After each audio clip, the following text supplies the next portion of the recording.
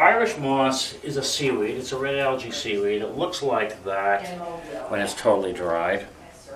In 1847, an Irishman by the name of Daniel Ward was working out of Boston, sailing on a fishing schooner. And he came down to Scituate one day to fish, and he looked down. It was low tide. He noticed that there was Irish moss growing in all the rocks off the coast here. He immediately recognized it as the same type of seaweed that grew off the coast of Ireland. He knew if he could somehow figure a way of harvesting it, that he could make more money harvesting the Irish moss than fishing. So he brought his family down to Scituate. He built a little cottage near Peggotty Beach, and he built himself a mossing dory.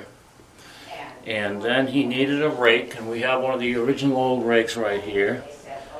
I'm wiggling it so you can see the rake head. And at the other end, it's way over here. It's a 16-foot handle. That's the length of a handle you needed to moss. Then the other thing that you needed was a beach to dry the seaweed on. And that's a very nice photo mural in the corner of Peggotty Beach, probably around 1910, where the Irish mosses are drying the moss. The colors show different stages in the drying process. The green at the very bottom, that moss has been on the beach just a matter of maybe 2 or 3 hours. The whitish moss has been on the beach the longest. It's been on there almost 2 weeks. The reddish one above that has been on the beach maybe for a day or two. The brownish one maybe a week, and then the green again, of course, just a couple of hours. The moss changes color as it's dried.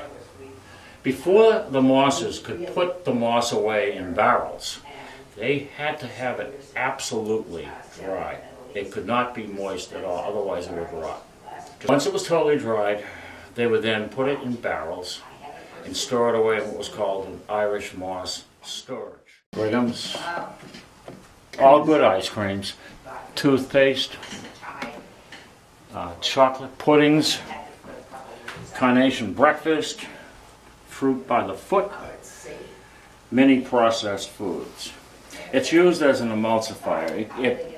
Its purpose really is to keep the food product smooth and consistent throughout. When Danny Ward was harvesting it, it was used mostly in the brewing of beer. As I understand it, the final stage in the brewing process of beer, the beer would be cloudy, and this would act as a clarifier. And that's why he recognized it as such a valuable product, because that's what they were doing in Ireland.